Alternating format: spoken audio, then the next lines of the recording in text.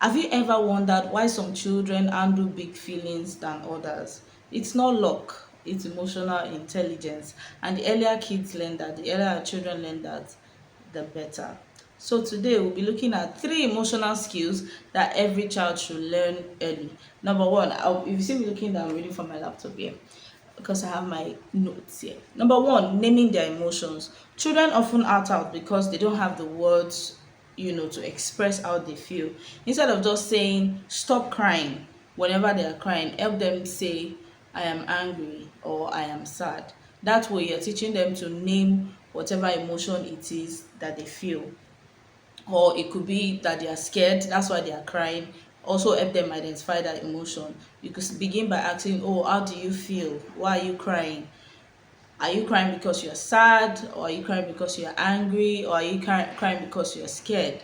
And depending on the age of the child, you can actually help them understand that this is actually what they're feeling. When kids name their emotions, they begin to understand them, and understanding your emotions is the first step to knowing how to manage them. Okay. Second one is managing big feelings. Managing big feelings. No feelings are small, whether they are sad, scared, angry, terrified, petrified, whatever fied. Whatever feeling, it is not small, it is actually big. Now, big emotions can feel very overwhelming, especially for small children, especially for little children. So we would want to teach them simple skills like taking deep breaths, breathe in and out, counting to 5, or stepping away for a moment. I remember the last social skills and emotional intelligence immersion program I had for children. This stepping away for a moment, a particular 3-year-old loves it. In fact, when we were talking about scenarios that could make you step away for a moment, I remember he was saying that if his mom or his dad, if either of them are talking to him, he's going to walk away if he feels upset. I'm not telling him no.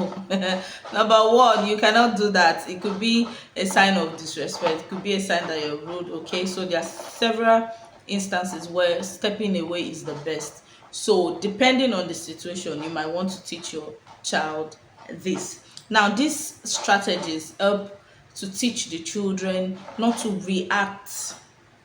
Okay, not to react. It teaches them to calm down and respond. Reaction is different from response. Okay, it teaches them not to react, just like that, or what people will say impulsively. It teaches them not to react impulsively, but to calm down and respond accordingly. Now, the third big one is empathy for others.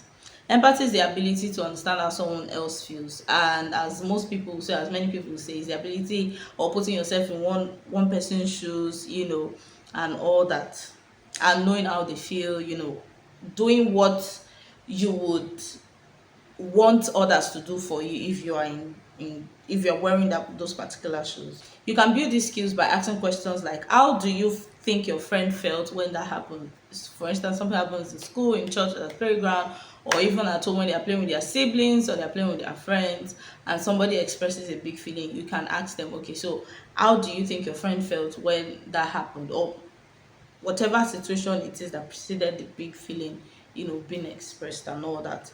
Now, children will learn more empathy, are more likely to. Why is it important for children to learn empathy? Actually, now, one, it helps them to build strong friendships. It helps them to resolve conflicts peacefully, and it also helps them grow into emotionally intelligent children. And that's the goal, isn't it? It helps them to grow to become emotionally intelligent adults, right? And that is the goal.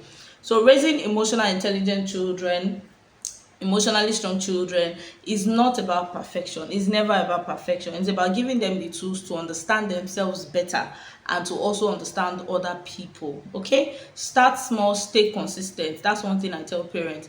Whatever skill it is, whatever it is you are working with children, you're working on with children, start small and be consistent. Consistency is key. Do not forget to like, share, and subscribe for more tips on raising emotionally healthy, emotionally intelligent skills. Thank you, and I'll see you in my next video. Bye.